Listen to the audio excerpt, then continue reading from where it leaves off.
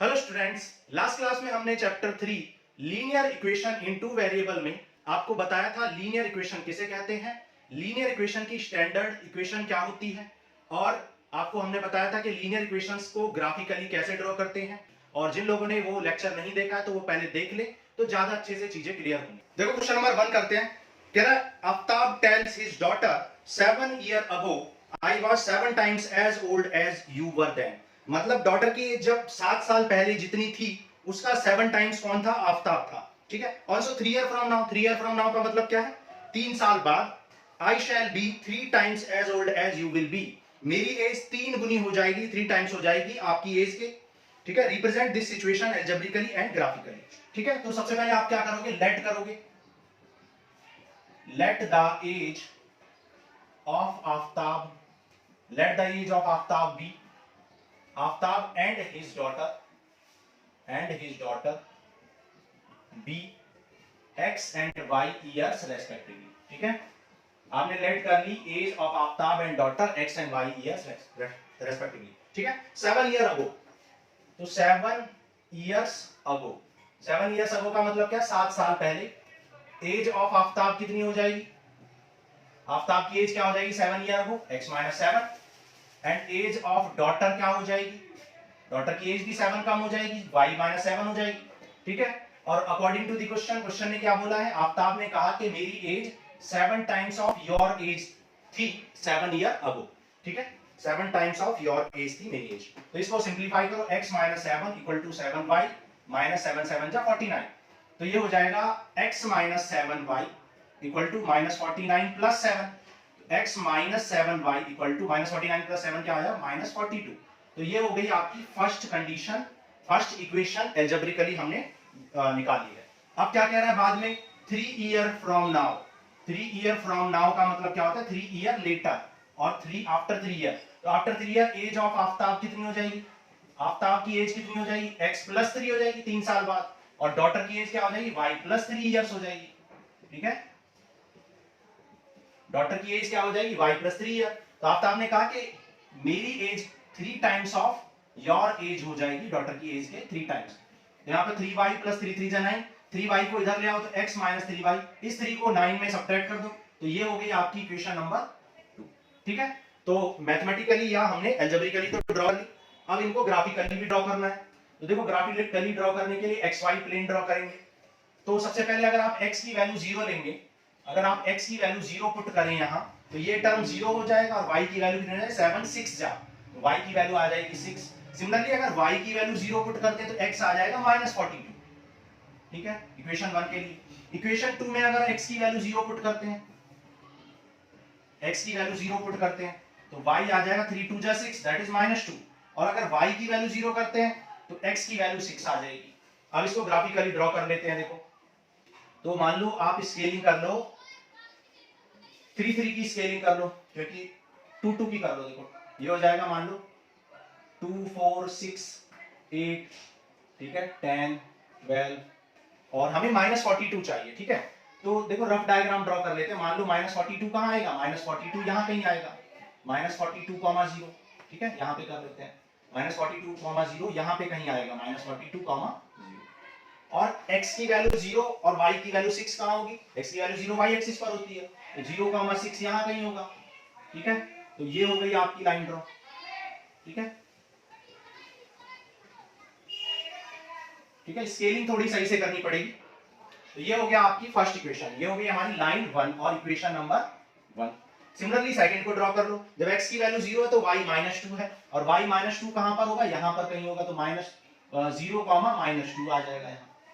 और x क्या है? 6। x 6 कहां पर है? x 6 यहां पर है, 6 0 ये हो जाएगा। तो ये हो गई हमारी लाइन 2। ठीक है, ये आ गई हमारी लाइन। तो ये कहीं पर यहां जाके इंटरसेक्ट भी करेगी, हालांकि ये रफ डायग्राम है तो अभी यहां पर हम बता नहीं सकते कहां इंटरसेक्ट करेगी कहां नहीं करेगी। ठीक है, तो हमें एक रफ डायग्राम हमने ड्रॉ कर लिया। आपको अच्छे से ड्रॉ करना है, स्केल का यूज करके करना है, तो बिल्कुल एग्जैक्ट डायग्राम आपको मिल जाएगा। तो ये हो गया क्वेश्चन नंबर 1।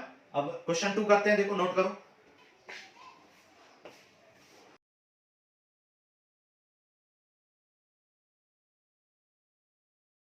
देखो क्वेश्चन नंबर 2 करते हैं। क्वेश्चन नंबर 2 में कह रहा है the coach of A cricket team buys 3 bats and 6 balls for 3900 rupees. ठीक है, किसी कोच ने 3 बैट और 6 बॉल्स 3900 में परचेज किए हैं. Later she buys another bat. ठीक है, फिर बाद में उसने एक बैट और 3 balls of the same kind for 1300 में सेम तरह की एक बैट और 3 बॉल्स उसने परचेज की. Represent this situation algebraically and geometrically. ठीक है, ठीक है, ज्योमेट्रिकली या ग्राफिकली एक ही बात होती है. तो देखो क्वेश्चन नंबर 2 में आपसे बोला है, तो सबसे पहले आपको बैट और बॉल की कॉस्ट लेट करनी पड़ेगी. लेट द कॉस्ट पर bat and ball is x and y rupees respectively. ठीक है, माना कॉस्ट ऑफ पर बैट एंड पर ball is x and y rupees. x and y rupees की x एंड y रुपीस क्या है? कॉस्ट ऑफ पर बैट एंड पर बॉल है. अब क्वेश्चन ने बोला कि 3 बैट एंड 6 बॉल्स के 3900 पे किए हैं.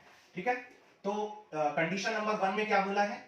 3 बैट्स हैं, तो कॉस्ट ऑफ 3 बैट्स क्या हो जाएगी? कॉस्ट ऑफ 3 बैट्स, भाई एक बैट की कॉस्ट कितनी है? x रुपीस, तो 2 की कितनी हो जाएगी? x plus x. 3 की कितनी हो जाएगी? x plus x that is 3x. या फिर आप सीधे 3 टाइम्स ऑफ x भी कह सकते हैं, क्योंकि repeated addition is called multiplication. तो बार बार ऐड करने से बेटर है आप 3 से इंटू कर दें तो 3x. सिमिलरली कॉस्ट ऑफ कितनी बॉल्स परचेज की थी? 6 बॉल्स, तो कॉस्ट ऑफ 6 बॉल्स कितनी हो जाएगी? 6 बॉल्स की कॉस्ट कितनी हो जाएगी? 6y हो जाएगी. ठीक है, 3x एंड 6y, क्योंकि एक बैट की एक शायद हमने उल्टा लिख दिया, 3 बैट्स एंड 6 बॉल्स. ठीक है, ठीक है, ओके. तो 6 बॉल्स की कॉस्ट क्या होगी? 6y हो गई है. ओके, अब कह रहा है later she buys another bat and 3 balls. फिर बाद में और बैट्स खरीदे. कंडीशन नंबर सेकंड में क्या किया? एक बैट लिया, तो एक कॉस्ट ऑफ 1 बैट क्या हो जाएगी? x, और कॉस्ट ऑफ कितने बॉल्स खरीदी है? कितनी बॉल्स खरीदी हैं उसने? 3 बॉल्स खरीदी हैं. ऑफ 3 बॉल्स कितनी हो जाएगी? 3y हो जाएगी. ठीक है, अब कंडीशन नंबर 1 में कह रहा है कि टोटल कॉस्ट 3900 है, जबकि आप देख सकते हो कि टोटल कॉस्ट यहां से 3x प्लस 6y आ रही है. 3x plus 6y total cost है, और क्वेश्चन कह रहा है कि 3900 है, तो ये इक्वेशन नंबर 1 हो गई. भाई हमारे हिसाब से टोटल कॉस्ट कितनी है? 3x प्लस 6y, जबकि क्वेश्चन कह रहा है कि टोटल कॉस्ट 3900 है, तो 3x प्लस 6y को इक्वेट कर देंगे 3900 के. सिमिलरली हमारे हिसाब से टोटल कॉस्ट कितनी है? यहाँ पर हमारे हिसाब से टोटल कॉस्ट हो जाएगी x प्लस 3y, लेकिन क्वेश्चन कह रहा है कि टोटल कॉस्ट 1300 है, तो ये हो गई हमारी इक्वेशन नंबर 2. ठीक है, तो अलजेब्रिकली तो हमने कर दिया, अलजेब्रिकली हो चुका है. अब इस कंडीशन को आपको ग्राफिकली या ज्योमेट्रिकली भी करना था, तो ज्योमेट्रिकली भी कर लेते हैं. देखो x axis and y axis draw कर लो. ठीक है, फिर यहां पर देखो, जब आप x की वैल्यू 0 लोगे, x की वैल्यू 0 पुट करोगे, तो y कितना आ जाएगा? 3900 बाई 6. तो 3900 बाई 6 कितना हो जाएगा? 3 2 जा 650 आ जाएगा. ठीक है, 650. जब y की वैल्यू 0 लेंगे तो x कितना आ जाएगा? 1300 आ जाएगा. ठीक है, ये इक्वेशन नंबर 1 हो गई. अब ड्रॉ कर लेंगे इसको, पहले इसको भी सॉल्व कर लेते हैं. मान लो जब आप x की वैल्यू 0 लोगे तो y की वैल्यू कितनी आ जाएगी? y की वैल्यू आ जाएगी 1300 डिवाइड बाई 3, और जब आप y की वैल्यू 0 लेंगे तो x की वैल्यू क्या आ जाएगी? 1300 आ जाएगी. ठीक है, तो इस कंडीशन को आप ड्रॉ कर लो. देखो ड्रॉ करेंगे, x की वैल्यू 0 तो y की वैल्यू 650. y की वैल्यू 650 कहां होगी? y एक्सिस पर. तो 650 मान लो 100 की स्केलिंग ले लेते हैं. 100 200 300, ठीक है, 400 500 600. ठीक है, स्केलिंग का ध्यान रखना पड़ता है यहाँ पर. 650. ठीक है, अब ये हो गया आपका 0,650. 0,650 हो गया हमारा ये वाला पॉइंट, क्योंकि x की वैल्यू 0 है यहाँ पर और y की वैल्यू 650 है. फिर 1300. अब 1300 कहाँ आएगा? 1300 मान लो यहाँ पे कहीं आएगा. 1300,0. ठीक है, 1300,0.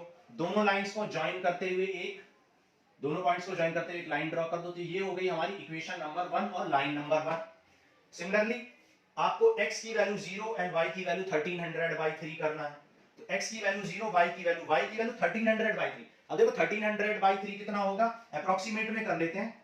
3 4 जा 12, तो 3 3 जा 9, तो 43.333 ऐसा कुछ आ जाएगा. तो 433 पॉइंट समथिंग. ठीक है, 433. अब 433 कहां पे आएगा? यहां कहीं आएगा. तो ये आ जाएगा आपका 0,1300 बाई 3.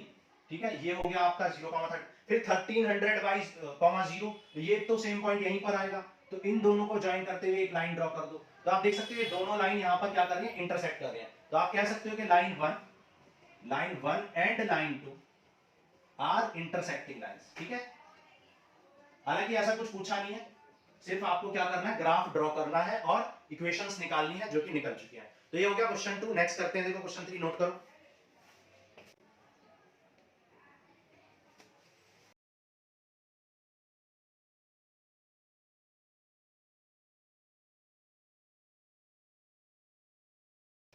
देखो क्वेश्चन नंबर 3 कह रहा था cost of 2 kg of apple and 1 kg of grapes on a day was found to be 160, ठीक है।